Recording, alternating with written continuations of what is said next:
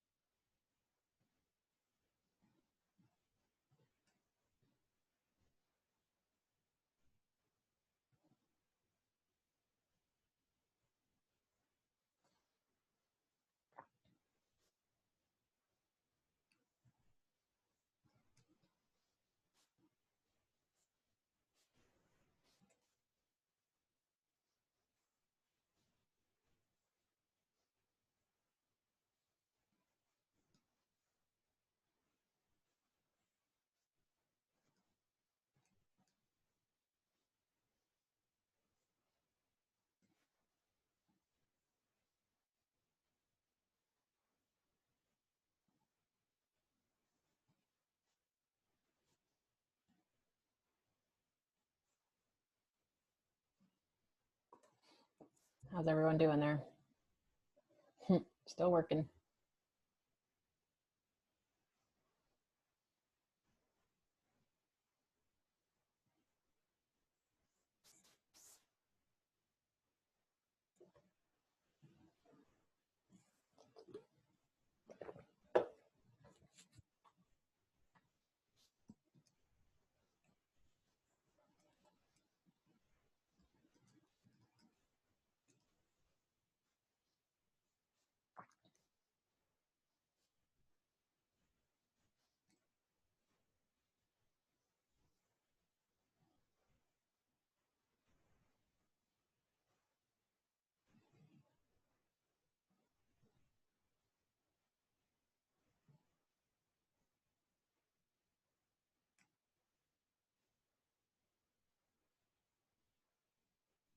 All right, take one last minute and try to wrap it up.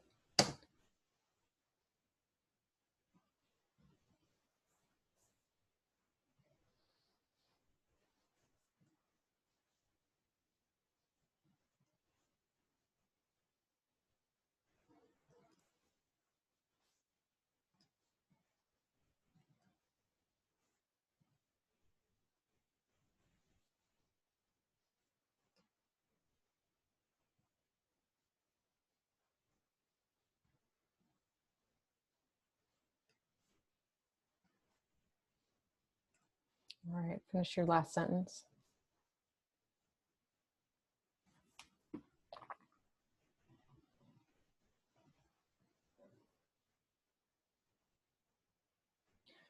What I'd like to hear from you is what the goal was. So can you sum up what the goal is for the scene? I know I didn't actually ask you to write that down. I did in a way. How does that translate into action? But tell, and also I'd like to hear from you if you struggled to determine what the goal is. So it's okay if I just call on you and you can pass or go. All right, Susan. It's the first scene of my next book. It's a PI who's trying to get a woman to tell her whether she knows where her son is. All right, so the PI's goal is to get the information out of the woman. Yes. Okay, all right. And does she achieve it or is she thwarted? No, she doesn't achieve it. Good, all right. Nancy.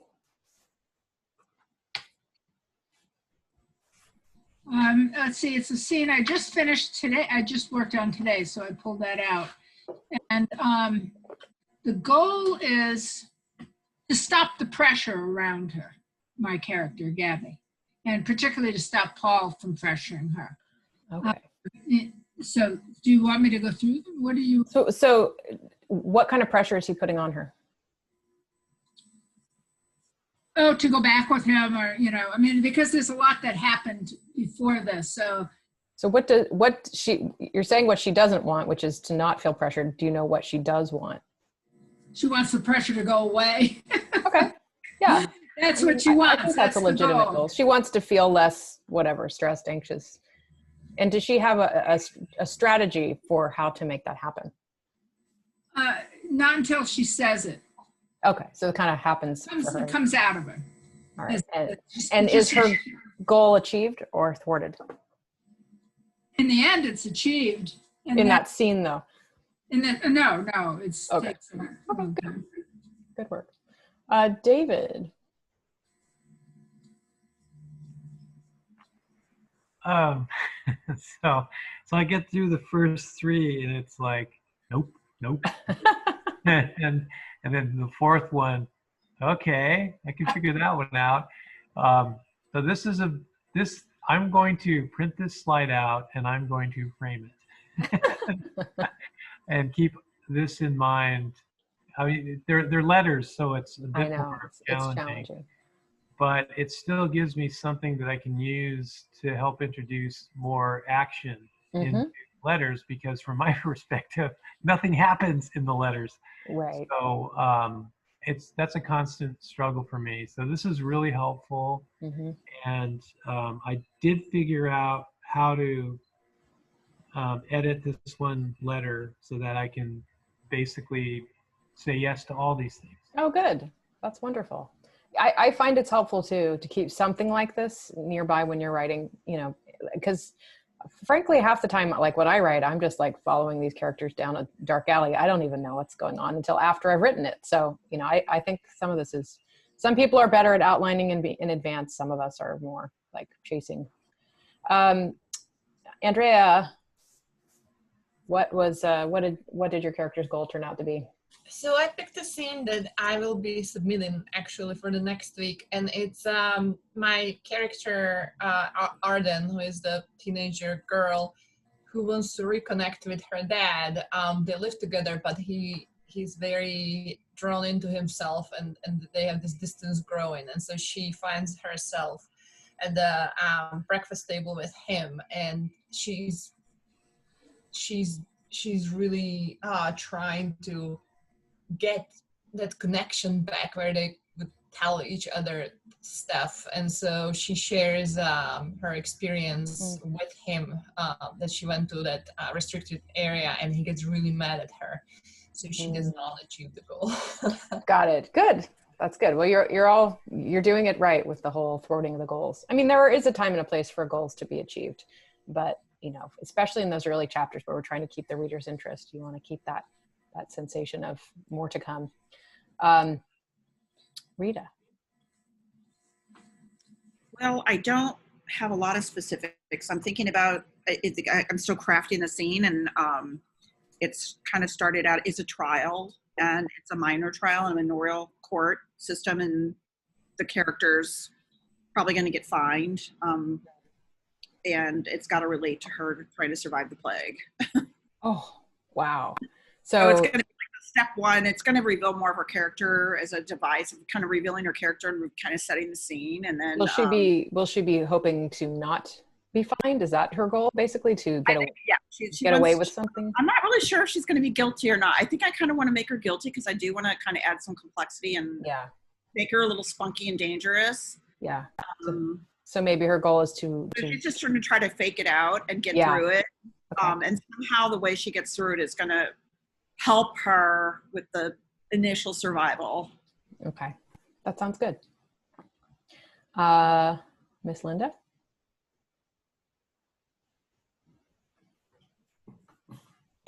I worked on a scene in my pure novel that I hate. I've hated it for a long time because I'm like, it just feels really long and a lot of old stuff gets hashed out. So this was really helpful for me, and I have to do a lot more work on it. But essentially it's a scene when my protagonist, Benjamin, has been locked out of his own house by his girlfriend because she's cheating on him. He has no place to go, so he goes to a colleague's house, an older Russian woman. She said, come have dinner with us anytime. So he goes there, and he's run into her before, so he knows around his old girlfriend from 4 years ago, who he was madly in love with, and they had a long distance relationship, were together for a long time. So his goal changes from trying to find a place to spend the night to trying to get closer to Phoebe. So he walks her home, and we talk a lot about stuff. So, but he ends up not staying there, and they end up, his immediate goal is to get closer to her, and then he realizes he wants to protect her because her fiance is an addict, and he knows that. That's right. So he struggles in that scene about what to tell her and all that good stuff.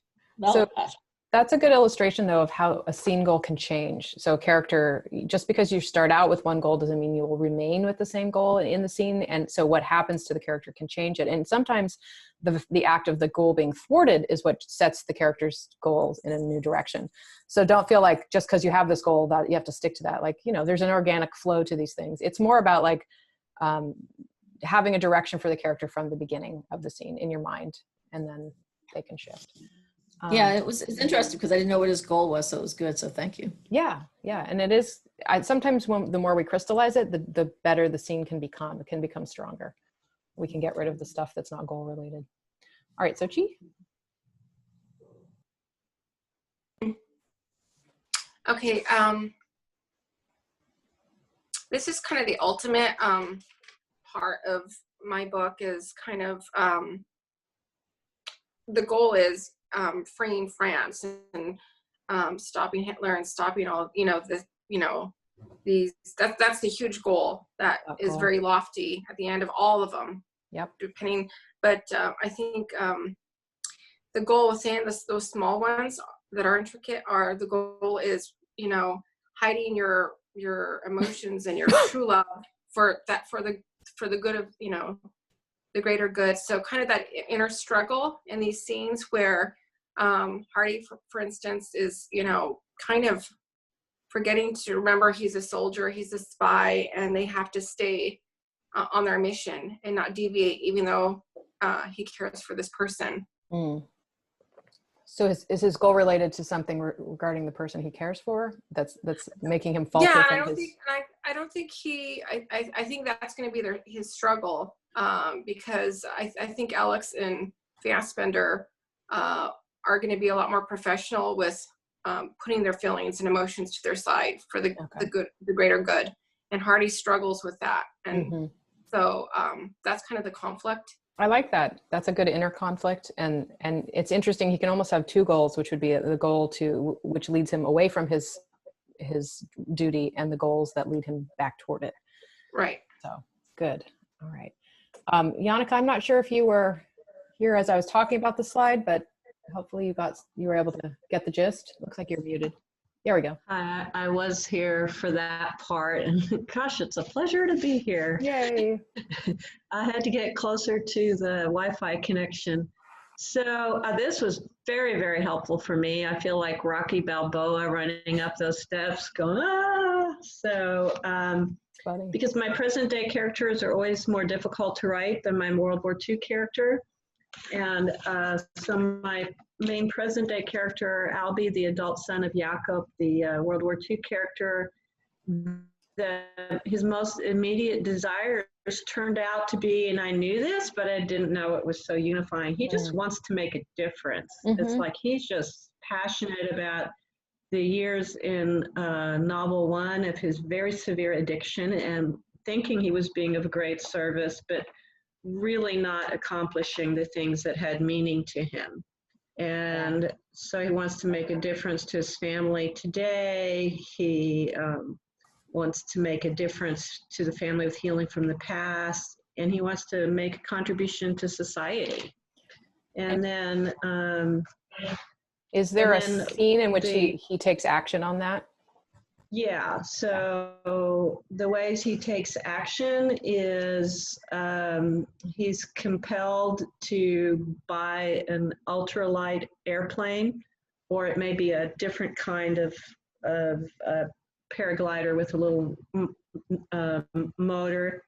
And that's like a crisis from the adolescence that actually spurred his addiction, but he just compelled to do this. And so he's partnering with his daughter on this, which is meaningful because she found him and thought he was dead right before his big change in novel one. And he views how to achieve these goals as safe flight and good communication. So he really thinks if he's just a sparkling kid, he hates the idea, except for his daughter. And he's blind to that he's not really including his wife in all of this. And so I actually think it's about backing out, but for a number of reasons he can't, plus his own inner being compelled. And the prior scene has helped me realize what the prior scene needed to be. Will be scenes from very early in the novel, and I think it'll be for my presentation in August. And it gave me clarity what the first scene needs to be. He needs to have a tender scene with his aging father who has cancer in the beginning, and then shock the reader. So this is what he does next. He wants to remind his father of the worst thing that ever happened between them. I see. Interesting. Yeah. It's almost like he's it's that thing where you try to master something that happened to you in the past by recreating it. Yeah, that too. All right, good. Right. Good. Excellent. All right. Well, good job, everyone. Did I skip anyone? I do that sometimes. And everyone get a chance to go? Okay. All right, so I thought I'd just provide a quick example from a book, a thriller by Tess Gerritsen called Vanish, kind of looking at the difference between plot goal and scene goal. So this is a thriller which its inciting incident happens when the medical examiner, Maura Isles, prepares to do an autopsy on a Jane Doe, right, an unidentified female corpse, and the dead woman opens her eyes. It's not a zombie novel, she's just barely alive. So Maura's overarching plot goal at this point is to figure out who this woman is and what happened to her.